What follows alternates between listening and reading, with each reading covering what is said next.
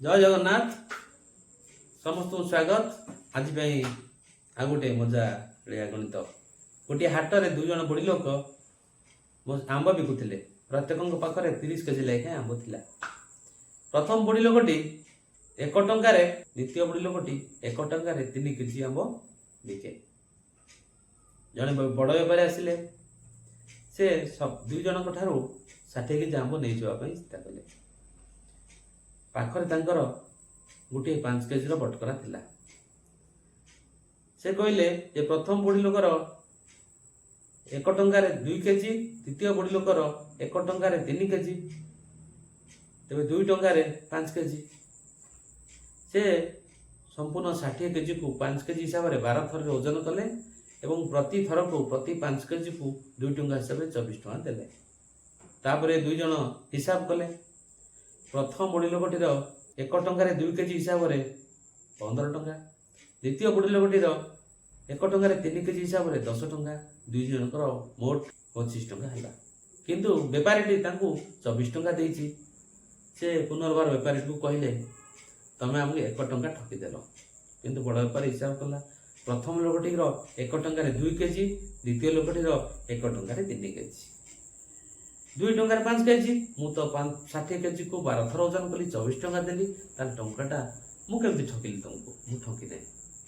तो आपण मान विचार करंतु जे एठी भूल कोट रहिला, टंकाटा कुआडे गला। आसन देखिबा तार समाधान।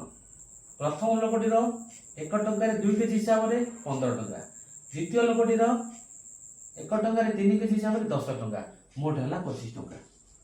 किंतु यदि मिसेकी ओजन कले कौन फरक आस देखा।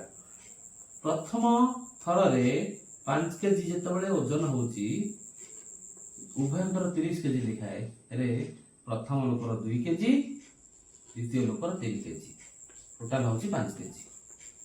यही भली आमे 5 केजी हिसाब से 10 थर ओजन कला परे 10 थर रे कोन होची देखिबा ना 50 केजी ओजन हला। 10 थर रे 50 केजी ओजन हला। ए 50 केजी रे प्रथम लोकटीर 10 थर 20 केजी सरीला, किंतु द्वितीय लोकटीर 10 थर 30 केजी आब संपूर्ण सरीगला। मोट भाव 50 केजी सरीगला। आ बाकी रहा केते?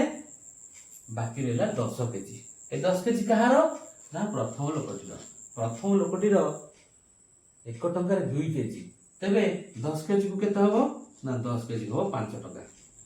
5 केजी को 2 टंका हिसाब रे जेतेबेले ओजन कला, तेबे 10 केजी को देला केते ना 4 टंका। देखो केमती मिसे ओजन कला 1 टंका फरक आसिला। तो अनेक समय आम कौन करवा जो भल खराब यदि कौन लोक किसी जिनस बिक्री करने को चाहूँगी, भल जिनस किसी खराब जिनस किसी मिसेकरी गोटे रेट रे बिकवा चाहूँगी, से जगह बहुत समय लॉस हो पारे, बहुत समय लाभ हो पारे। तो उभयर कौथु के मिसेब, कौथु के परिवार मिसेब, हिसाब कर मिसेले लाभ मिल। धन्यवाद।